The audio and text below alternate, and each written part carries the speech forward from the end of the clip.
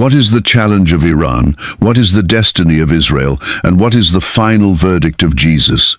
These are not questions for political analysts in sterile newsrooms or for generals huddled over maps in underground bunkers.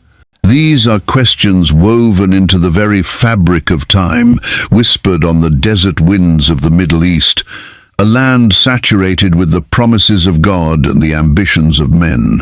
This is the story of a confrontation that stretches beyond headlines and borders into the realm of the eternal.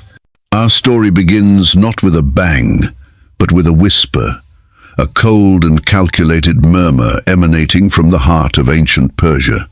In Tehran, in a room without windows, bathed in the cold blue light of digital maps, a figure sits in silence. He is known only as the architect. His face is never seen, his voice is never raised, but his influence is a venom that seeps across the continent. He is not a king or a president, he is the embodiment of an idea, the patient, calculating mind behind Iran's great and terrible challenge. The architect's world is a chessboard of immense scale. The pieces are not carved from ivory and ebony, but forged from faith, fury, and fire. On his screens, glowing lines connect Tehran to Beirut, Damascus, Baghdad, and Sana'a. This is his masterpiece, a project decades in the making, the Ring of Fire. It is a strategic encirclement, a suffocating embrace designed to choke the life from his one singular obsession, the nation of Israel. He watches as his drone, lifts off from a dusty airstrip in Yemen. It is a silent predator, climbing into the night sky, its camera eye fixed on the distant shipping lanes of the Red Sea. He sees his proxies in Lebanon, the hardened fighters of Hezbollah, inspecting their arsenal of rockets nestled in the green hills overlooking Israel's northern border. Each rocket is a verse in his sermon of annihilation. He hears the echoes of his influence in the tunnels beneath Gaza, where Hamas militants prepare for a war they believe is holy, fueled by his funding and his doctrine. This challenge is not merely geopolitical, it is spiritual. It is the modern manifestation of an ancient animosity. The architect does not seek land or oil in the conventional sense. He seeks to correct what he sees as a historical and theological error. In his mind, Israel is a foreign object implanted into the heart of his world, a symbol of Western intrusion, and more profoundly, a disruption to a divinely ordained order, his order. The chants of death to Israel that thunder through the streets of Tehran are not empty political slogans. They are a prayer, a creed, a deeply held conviction that peace can only be achieved through erasure. The architect's strategy is one of 1,000 cuts. He avoids direct nation-on-nation warfare, for he is a student of patience. Why risk his own queen when his pawns are so willing to advance? He bleeds his enemy slowly, draining its resources, fraying its nerves, and isolating it on the world stage. He manipulates the media, funds chaos, and turns every grievance, real or imagined, into a weapon. His nuclear program, hidden beneath mountains and defended by layers of deception, is not his primary weapon. It is his ultimate insurance policy. It is the final, terrifying checkmate he holds in reserve, the threat that paralyzes the world and allows his shadow army to advance unopposed. From his silent room, he orchestrates a symphony of destabilization. A cyber attack cripples a water desalination plant in Haifa, a subtle reminder of Israel's vulnerability. A sophisticated roadside bomb, bearing the hallmarks of his Revolutionary Guard, strikes an Israeli patrol on the Golan Heights. A shipment of advanced anti-ship missiles is intercepted on its way to the Houthis, but he knows that for every shipment caught, 3 more get through. This is the nature of his challenge. It is asymmetric, relentless, and ideological. It is a shadow that stretches from the Zagros Mountains to the shores of the Mediterranean, a long, dark finger pointing at the heart of Jerusalem. It is the culmination of a 40-year revolutionary promise to export not goods, but a dark and unyielding vision for the world. As the architect watches his plans unfold on the glowing screens, a rare, thin smile touches his lips. The board is set. The pieces are in motion. The first phase of his great work is complete. The challenge has been issued, a gauntlet thrown down not just to a nation of 9 million people, but to the very idea of a promise that has endured for 4,000 years. He believes destiny is a matter of will, and his will is absolute. He has not accounted for a destiny forged in a fire far older and hotter than his own. While the architect plots in his chamber of shadows, a different kind of power is at work under the relentless sun of the Negev desert. This power doesn't scheme in darkness, it thrives in the light. It is the power of creation, and its keeper is a man named Ari Ben Zion. Ari is not a soldier or a spy. He is a botanist, an agronomist, a man whose hands are more familiar with the rich, dark soil he has created than with the cold steel of a weapon. His face, weathered by the sun and etched with laugh lines, is a map of stubborn optimism. Ari's domain is Research Station Ayalon, a sprawling oasis of impossible green carved out of the ochre-colored wasteland. It is a testament to a destiny that refuses to surrender to geography or hate. Here, inside vast climate-controlled greenhouses, a symphony of life plays out. Drones, no larger than hummingbirds, zip through the air, pollinating flowers with pinpoint precision. An intricate web of pipes and sensors delivers a precisely calibrated cocktail of water and nutrients to the roots of heirloom tomatoes, sweet peppers, and fragrant herbs. The water itself is a miracle drawn from the Mediterranean Sea, purified in the coastal desalination plants, and pumped hundreds of kilometers inland, a river born of ingenuity, flowing against the will of the desert. This station is Ari's life's work, but it is also his inheritance. His grandfather, a survivor of Auschwitz, used to tell him stories not of the horrors he endured, but of the single withered potato he kept hidden in his bunk, a secret promise of a future harvest, of a land he could one day call his own.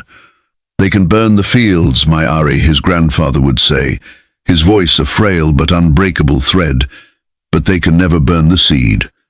We are the seed. We always grow back." For Ari, every plant that thrives in this harsh landscape is a fulfillment of that promise. His work is an act of faith, a daily conversation with the land his ancestors were promised thousands of years ago. This is the destiny of Israel, he believes. Not to conquer, but to cultivate. Not to dominate, but to make the desert bloom, to bring forth life from dust and ashes. It is a destiny written not in military doctrines, but in the verses of Isaiah, who prophesied that the desert would rejoice and blossom as the rose. One evening, as a lavender twilight settles over the desert, the symphony of the station falters. A high-pitched alarm, a sound Ari has not heard in years, cuts through the quiet hum of the machinery. He rushes to the central control room, his heart pounding against his ribs. On the main monitor, red icons flash across a schematic of the water distribution network. The pressure readings from the main aqueduct are plummeting. The station's lifeblood, its precious desalinated water, is being choked off. His team scrambles, running diagnostics, checking for leaks or mechanical failures. But the data makes no sense. The system is reporting that all valves are open, all pumps are functional, yet the flow is slowing to a trickle.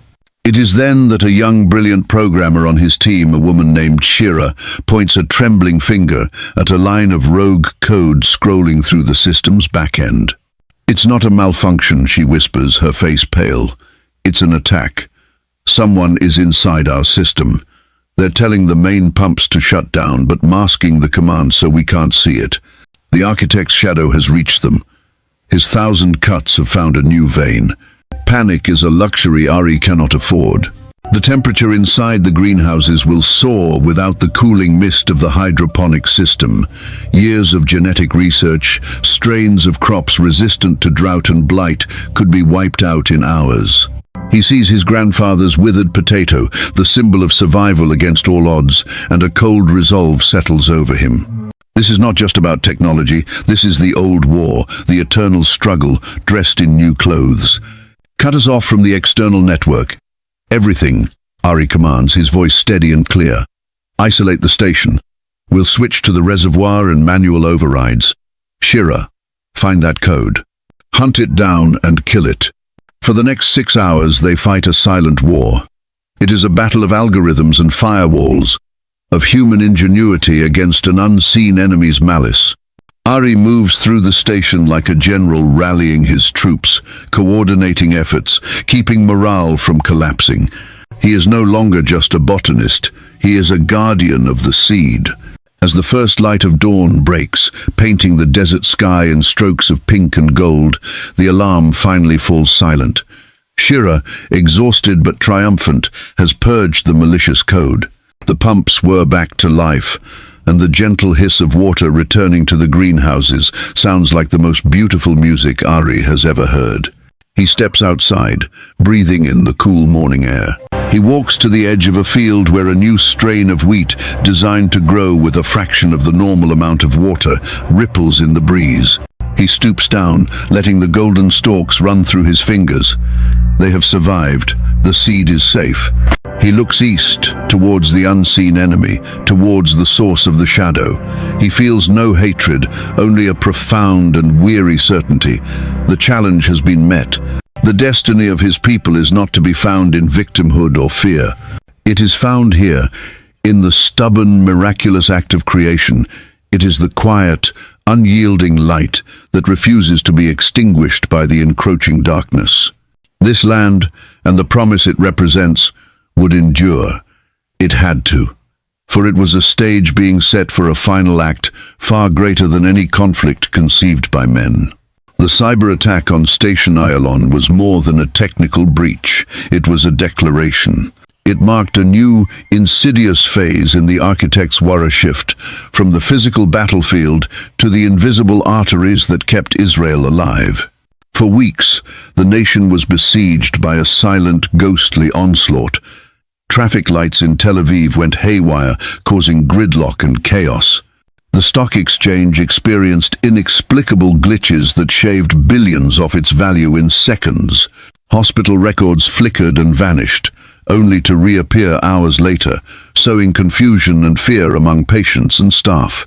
Each incident was a pinprick, small enough to be deniable, yet collectively they created a pervasive sense of vulnerability, a feeling that the very foundations of their modern, tech-driven society were built on sand. The architect's strategy was brilliant in its cruelty. He was attacking Israel's greatest strength, its innovation, and turning it into a source of national anxiety. This unseen war was being fought in the digital trenches by a unit known only as the 7th Directorate. Housed in a nondescript building in the heart of Tel Aviv's bustling tech district, its existence was one of Israel's most closely guarded secrets. Its soldiers wielded keyboards instead of rifles, their battles fought in the silent, flashing language of code. Leading this unit was a man who seemed more like a university professor than a colonel, David Hadari. David was a paradox. A man in his late 40s with a quiet demeanor, thinning hair and spectacles perched on his nose, he possessed a mind that moved at the speed of light.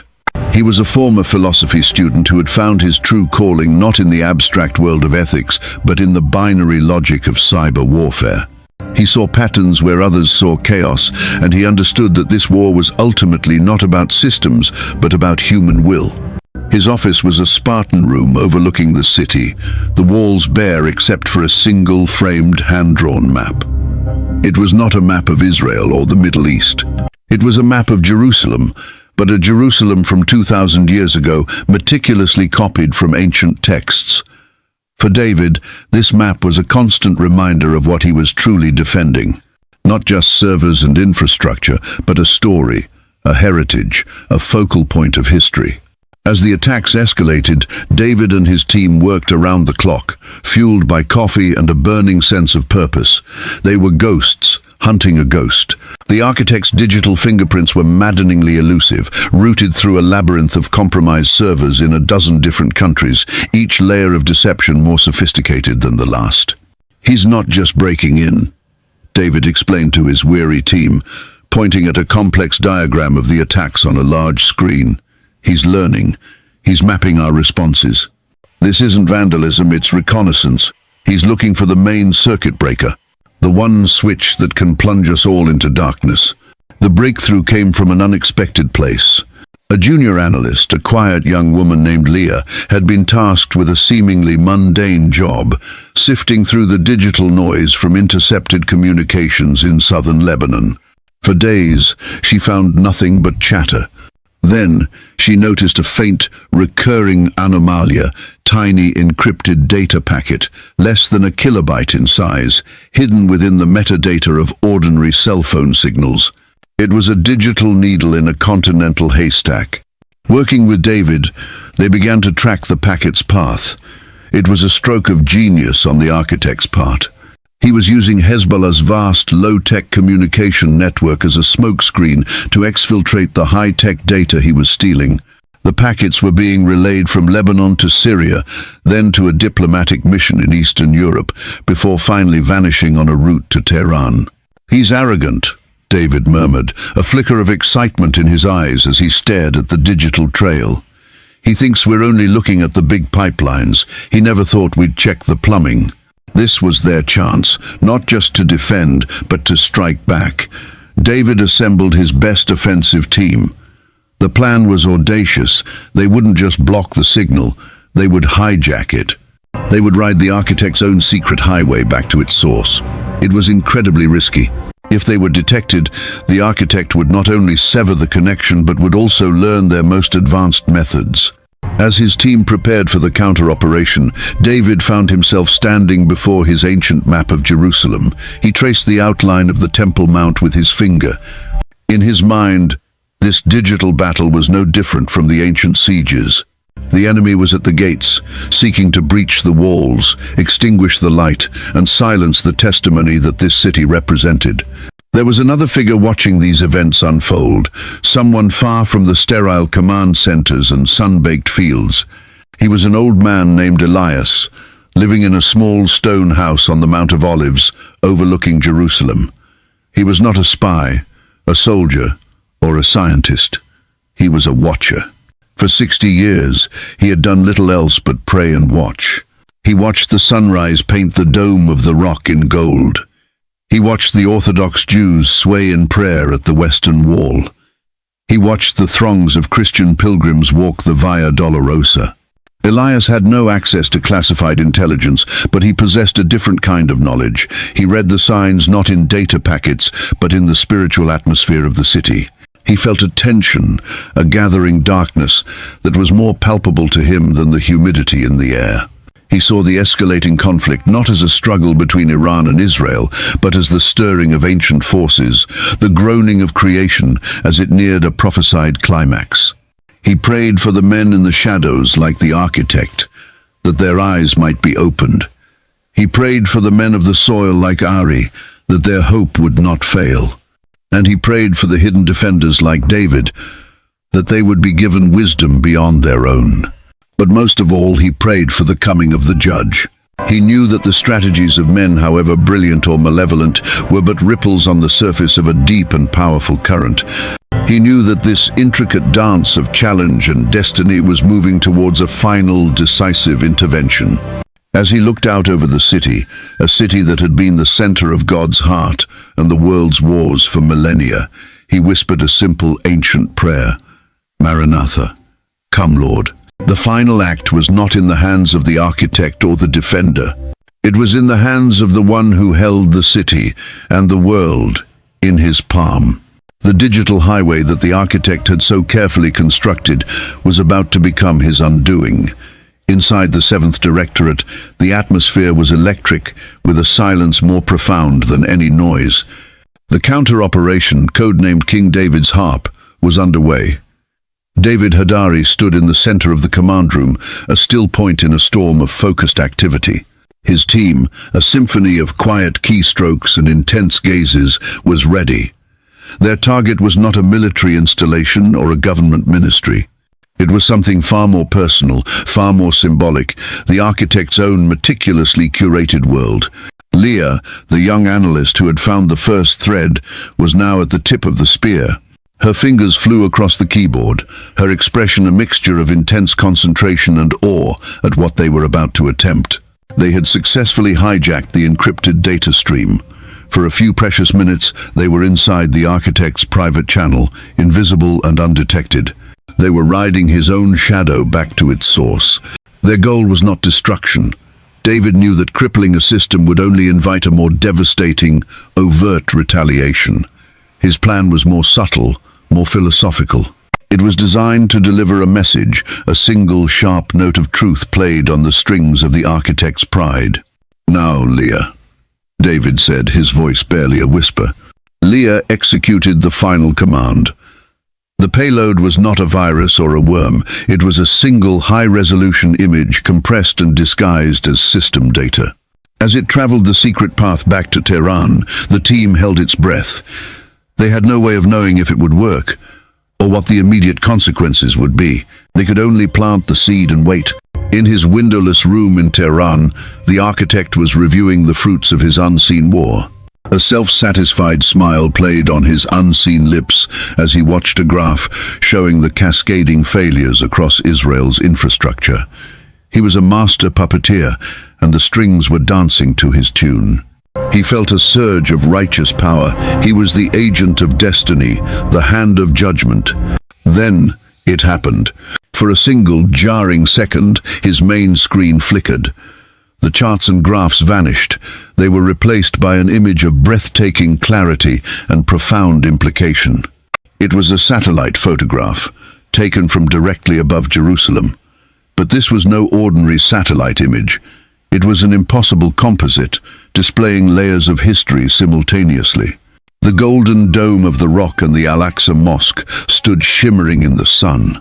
Beside them, rendered in translucent, ghostly light, stood the Second Temple as it was described by Josephus, its white stones and golden spires occupying the very same space. And beneath it all, faint but unmistakable, were the foundation lines of Solomon's original temple. 3 moments in time, 3 worlds of faith, all occupying a single sacred piece of ground. But that was not the message. Superimposed over the entire image, in elegant classical Hebrew, Aramaic and Arabic script, were the words of King Solomon from 1 Kings 8:41-43. "As for the foreigner who does not belong to your people Israel, but has come from a distant land because of your name, for they will hear of your great name, and your mighty hand and your outstretched arm when they come and pray toward this temple, then hear from heaven, your dwelling place. Do whatever the foreigner asks of you, so that all the peoples of the earth may know your name and fear you, as do your own people Israel, and may know that this house I have built bears your name." The image remained on the screen for precisely 7 seconds, then vanished. The architect's charts and graphs returned as if nothing had happened, but everything had changed. He sat frozen, his mind reeling. The attack was not physical, it was metaphysical. They hadn't just breached his security, they had breached his soul. They had used his own tools to hold up a mirror to his ideology. The message was devastatingly clear. This place you seek to conquer is more complex than your hatred allows. It is a place of prayer for all nations, declared so by the very kings whose legacy you claim to oppose. Your war is not with a modern state, it is with a divine purpose that is far older and more inclusive than your revolution. A tremor of pure, cold rage, an emotion he had not felt in years, shot through him. He had been violated. They had reached into his sanctum and touched him. He slammed his fist on the console, the first crack in his icy composure. He had been so focused on Israel's technological vulnerabilities that he had never considered his own ideological ones. They had found the one weapon against which he had no defense, the truth. Simultaneously, a world away, another kind of awakening was happening. In the Negev, Ari Ben Zion was walking through his rejuvenated greenhouses. The attack had changed him. He was no longer just a scientist, he was a steward. He realized his work was not merely about feeding his people, but about being a living testament to a promise that could not be broken. That morning, he had received a surprising request. A delegation of agricultural experts from a moderate Gulf Arab nation, a country with which Israel had no formal relations, had discreetly reached out. They had heard rumors of the miracle in the desert and wanted to learn his methods for growing crops in arid conditions. For years, such a meeting would have been unthinkable. But now, Facing a shared threat of climate change and regional instability, old barriers were becoming porous. Ari agreed without hesitation. He understood the profound significance of this. While the architect sought to build walls of fire, a different kind of connection was being forged, a bridge of shared needs, of shared humanity. As he prepared for the secret meeting, he felt a surge of hope that was more powerful than any weapon.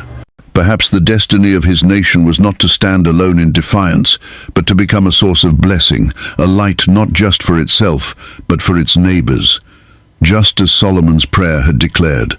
The architect, in his rage, decided to accelerate his plans. The time for 1,000 cuts was over. It was time to draw the sword. David Hadari, knowing his message had been received, began fortifying his nation's defenses for the inevitable storm. And on the Mount of Olives, Elias the Watcher felt the shift in the spiritual winds. The board was changing. The conflict was escalating from a cold war to a hot one, moving from the shadows into the harsh, unforgiving light. The pieces were no longer just advancing. They were converging on the center.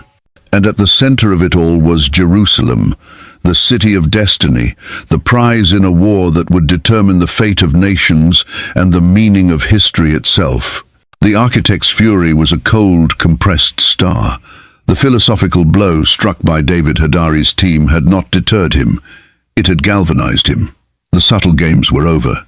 The time for symbolic gestures had passed. He would answer their message of ancient words with the modern language of fire and steel. He would show them that his will, backed by a legion of true believers, could erase any prayer ever uttered. His response was swift and terrifyingly decisive. He activated the most powerful piece on his chessboard, Hassan Nasrallah, the formidable leader of Hezbollah in Lebanon. Nasrallah was not a mere proxy. He was a king in his own right, a charismatic and ruthless commander who had spent 30 years building Hezbollah into the most powerful non-state military force on earth. His army was dug into the hills and valleys of southern Lebanon, a labyrinth of tunnels, bunkers, and concealed rocket launchers aimed directly at Israel's heartland. The order from the architect was simple and absolute: unleash the storm. It began at dawn on a Tuesday. Without warning, the sky over northern Israel tore open. It was not a handful of rockets, the kind of sporadic attack the residents of the north had grimly learned to live with. This was a deluge. Hundreds of rockets, a roaring, screaming wave of death, erupted from hidden positions all across the southern Lebanese border. The Iron Dome, Israel's technological shield, was overwhelmed by the sheer volume. Explosions blossomed across Kiryat Shmona, Safed, and Nahariya. Sirens wailed, a continuous, desperate shriek that blended with the thunder of impacts.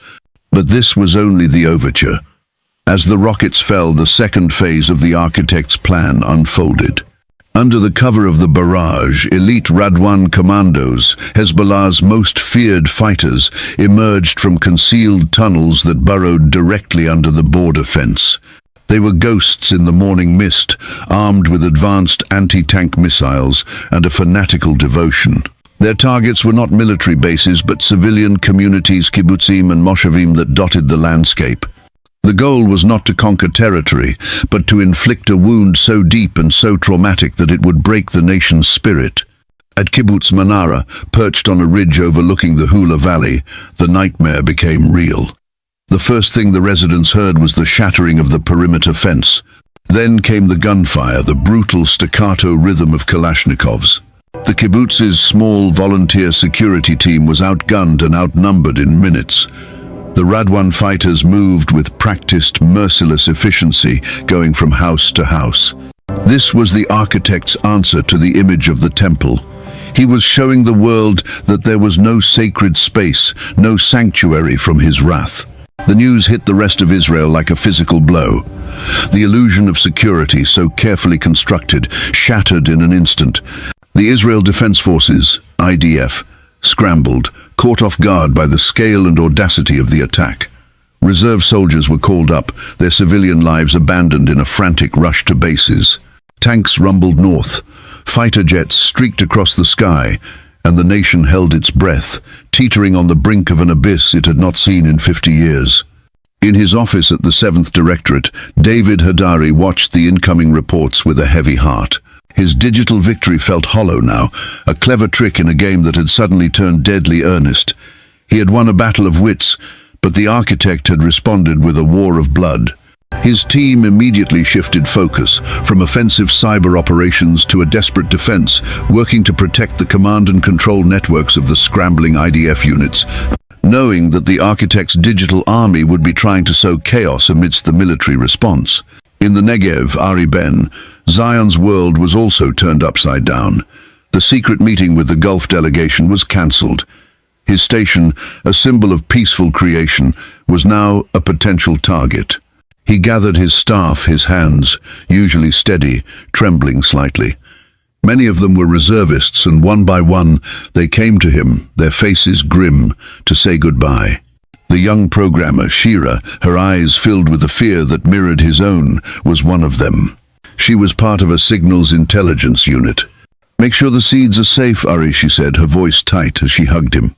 "Don't let them die." "You come back safe," he replied, his own voice thick with emotion. "You are the seeds we cannot lose." As he watched them leave, trading lab coats for army fatigues, the full weight of his people's destiny pressed down on him. It was a destiny of paradoxes, to be a nation of builders, farmers and innovators, yet to be forever on guard, forever ready to take up the sword. The wheat in his fields, once a symbol of life, now seemed fragile, a fleeting beauty in a world intent on destruction. On the Mount of Olives, Elias the Watcher needed no news reports to know what was happening. He could feel it. The very air over Jerusalem had grown taut, vibrating with fear, rage, and the cries of the wounded carried on the wind. The sky to the north was smudged with the smoke of distant fires. He saw convoys of military vehicles snaking through the city's streets, young faces, barely out of childhood, staring grimly from the windows. He fell to his knees on the cold stone floor of his small room, his view of the Golden Dome now obscured by a haze of war. His prayers were no longer gentle whispers. They were groans, cries torn from the depth of his soul. He prayed for the captives, for the terrified families huddled in shelters, for the young soldiers racing into the inferno. He felt the conflict as a spiritual vortex, pulling the entire region, perhaps the entire world, toward its center. This was no longer just Iran versus Israel. This was the spirit of destruction unleashed against the spirit of endurance. It was an ancient hatred, dormant for years, now awakened and ravenous. He knew that the response from Israel would be massive, a hammer blow of retribution. The cycle of violence, always simmering beneath the surface, had now exploded into a raging fire. The storm had broken. The challenge of Iran had manifested in its most brutal form. The destiny of Israel was now being forged in the crucible of a war for its very survival.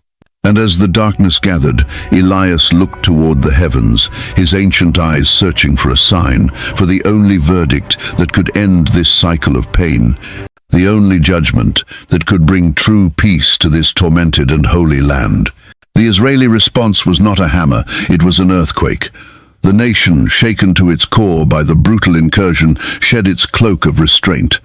The cabinet invoked the war clause for the first time in half a century. The IDF was unleashed with a singular, terrifying mandate: to dismantle Hezbollah's war machine, root out every tunnel, destroy every rocket, and push the Radwan threat so far back from the border that it could never threaten an Israeli child again. This was no longer a limited operation. This was a war of survival, and it was to be fought with overwhelming force. The skies over southern Lebanon became a canvas of relentless fire. Airstrikes more precise and more powerful than any seen before turned Hezbollah strongholds into craters of dust and smoke. The Dahia neighborhood in Beirut, Hezbollah's central nervous system, was systematically dismantled from the air. The message was unambiguous. No leader, no command center, no sanctuary was safe. David Hadari and the 7th Directorate were at the heart of this storm. They became the IDF's digital spearhead. Using the intelligence they had gleaned from their earlier counterstroke, they guided the strikes with uncanny accuracy. They hacked Hezbollah's encrypted communication networks, not just listening but actively sowing disinformation, sending phantom orders that moved enemy units into kill boxes. They crippled the guidance systems of long-range missiles before they could even be launched. It was a silent, brutal, and stunningly effective campaign fought in the ones and zeros, saving countless lives on both sides by making the physical battle more precise. But for all their technological supremacy, this was a war that had to be won on the ground, meter by bloody meter. Israeli ground forces pushed into southern Lebanon, a new generation of soldiers stepping into the same treacherous hills where their fathers had fought. They found a landscape transformed into a fortress. Every village was a death trap, every house potentially booby-trapped, every olive grove a potential ambush site. Hezbollah, fighting on its home turf, was a tenacious and lethal foe. The fighting was close quarters, savage, and unforgiving. The cost was immense. The daily news broadcasts became a somber ritual of mourning, the faces of fallen soldiers, young men and women from every walk of Israeli life flashing across the screen. Each face was a universe of extinguished potential, a family shattered. The nation, united in its purpose, was also united in its grief. In this crucible of fire, the soul of the nation was tested. Ari Ben Zion felt this test acutely. His research station, a haven of life, was transformed. The greenhouses were now used to grow fast-ripening vegetables for the mobilized army and for the tens of thousands of displaced families from the north. His work, once a forward-looking project of innovation, was now a vital part of the war effort, a race to feed a nation under siege. One afternoon, a military transport arrived unannounced. A grim-faced officer handed Ari a small refrigerated container. From the front, he said, his voice strained, "We thought you should have this." Inside, nestled in cooling gel, were several ears of a strange-looking corn. The kernels were dark, almost black, and the texture was unusually hardy. The officer explained that they had found a small hidden plot of it being grown by Hezbollah fighters in a secluded valley. It was a strain they had never seen before, engineered to survive with almost no water, in poor soil, at high altitudes. It was a crop of war, designed to sustain fighters in hidden bunkers for months. Ari stared at the corn, a cold knot forming in his stomach. The architect's shadow extended even to this, the science of life. He was not just arming his proxies with rockets, he was arming them with self-sufficiency, creating a mirror image of Ari's own work, but for the purpose of endless conflict. He saw the terrifying parallel, two peoples, both brilliant, both resilient, using their God-given intellect to cultivate the earth-own for life, the other for a holy war. He took the corn to his lab. He would not destroy it, he would study it, he would understand his enemy, even down to the seeds they sowed. It was his way of fighting back, of seeking knowledge even in the heart of darkness. The war's brutality was also forcing a seismic shift in the region's political landscape. The architect, in his arrogance, had miscalculated. He believed his bold strike would rally the Arab world to his cause. Instead, it terrified them. The leaders of the moderate Gulf states, the same ones who were quietly exploring ties with Israel, watched in horror. They saw Hezbollah's savagery and Iran's blatant disregard for regional stability, not as an act of liberation, but as a direct threat to their own survival. They knew that if Israel fell, they would be next on the architect's list. Secret channels of communication, once tentative, became urgent lifelines. Intelligence about Iranian arms shipments was discreetly passed to the Mossad.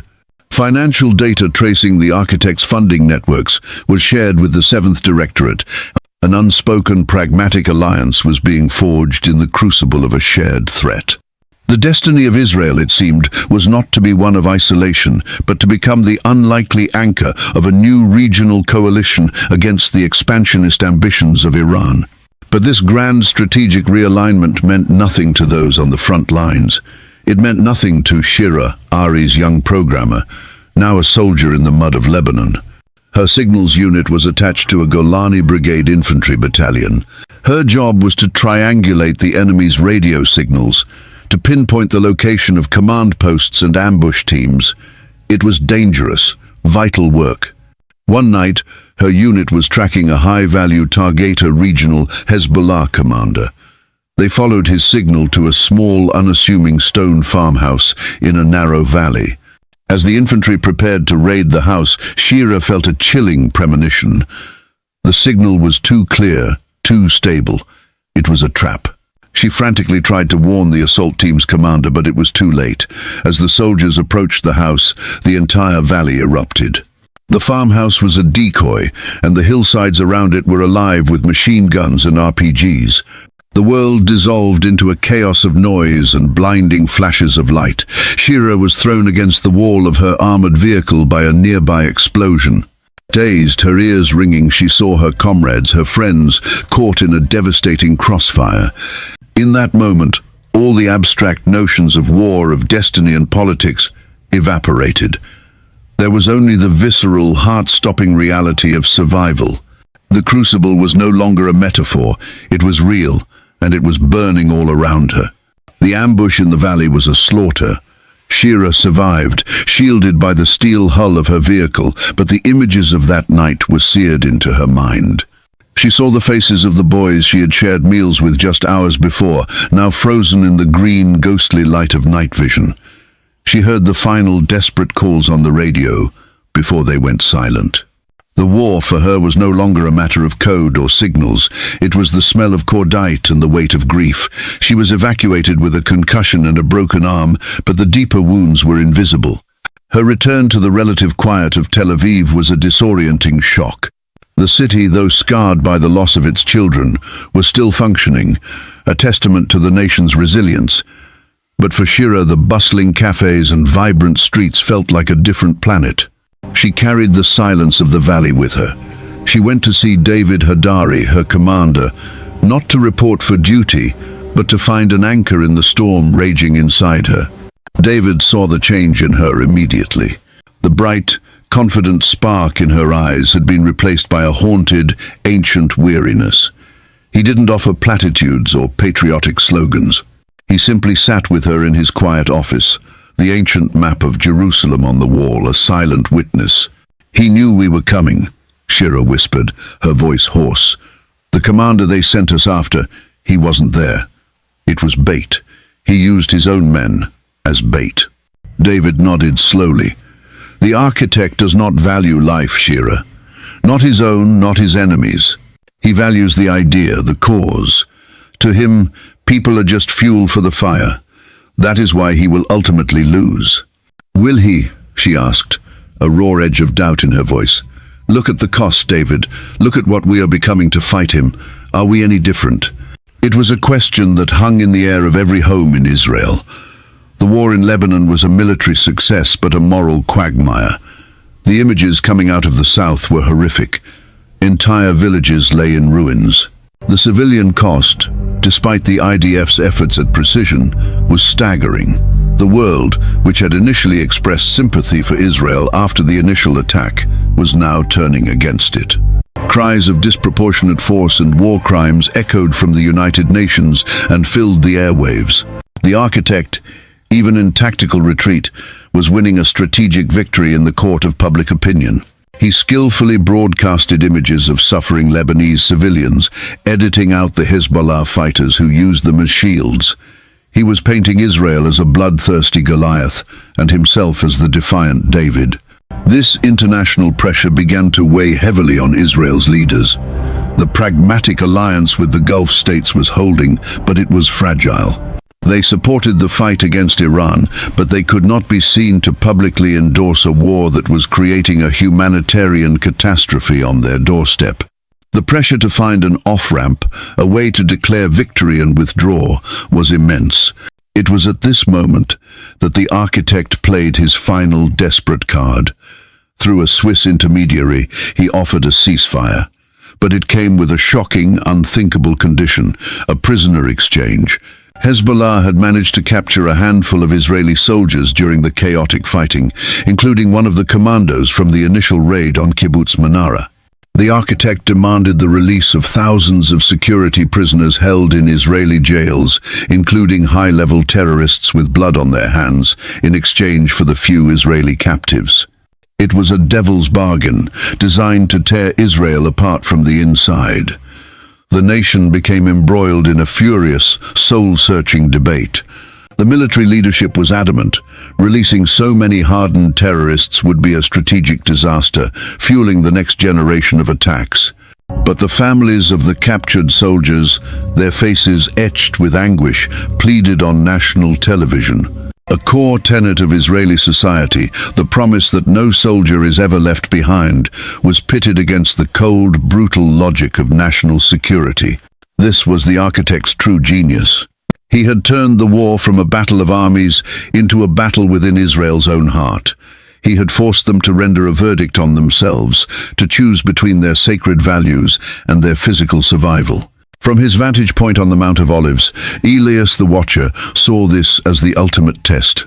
He watched the protests in Tel Aviv, the tearful vigils outside the Prime Minister's residence, the angry debates in the Knesset. He saw a nation wrestling with its own soul. The challenge of Iran had successfully brought the destiny of Israel to a moment of excruciating judgment.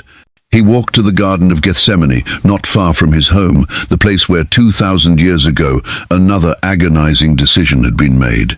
He touched the gnarled bark of an ancient olive tree, a tree that could have been a silent witness to that night of prayer. He felt the weight of history, the endless cycle of human conflict, the impossible choices that men are forced to make. The verdict of men, he knew, would be flawed, born of pain and compromise. Whether they chose to release the prisoners or to abandon their soldiers, the outcome would be a wound. One path would betray their security, the other would betray their soul. There was no human solution that could bring true wholeness. As news broke that the Israeli government, bowing to immense public pressure, had agreed to the exchange, a profound sadness settled over Elias. He saw it not as a victory or a defeat, but as a symptom of a world broken and in need of a higher judgment. The prisoners would be freed, the soldiers would come home. There would be a temporary, fragile peace.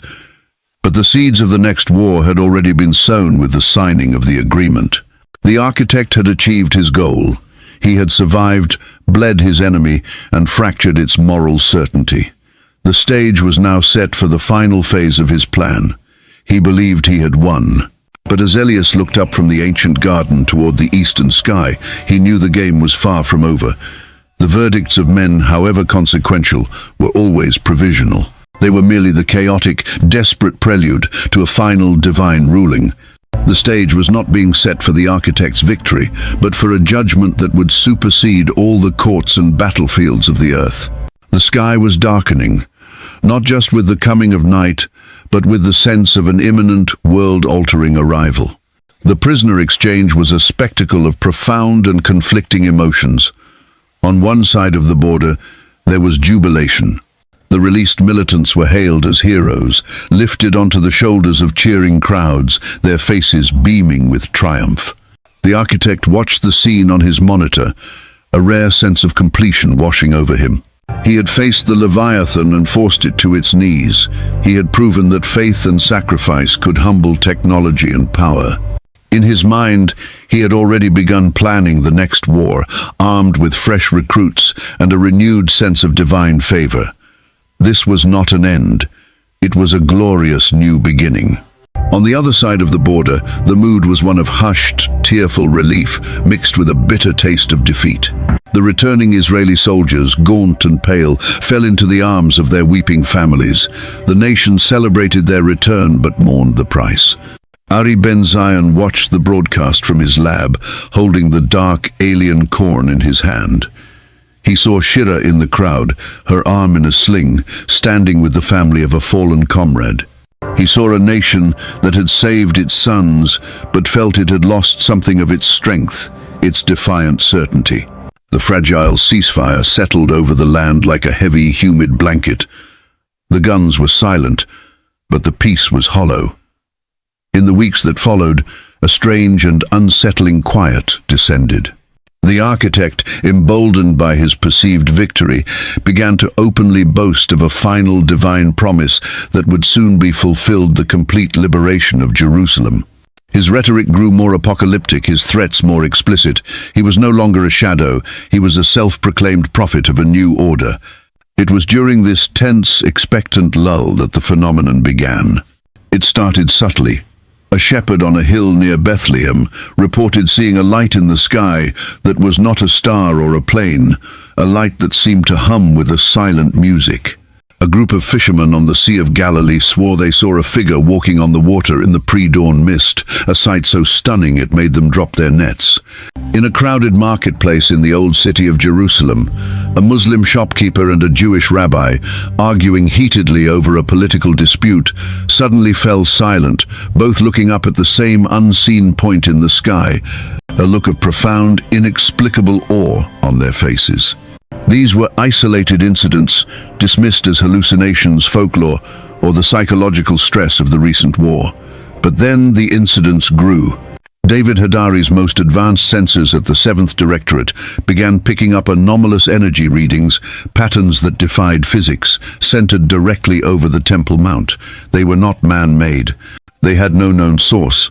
In his lab in the Negev, Ari Ben Zion noticed that the captured Hezbollah corn, which he had been trying to germinate with no success, had suddenly, overnight, sprouted. But it was not dark and menacing. The shoots were a vibrant, brilliant green, healthier than any strain he had ever cultivated.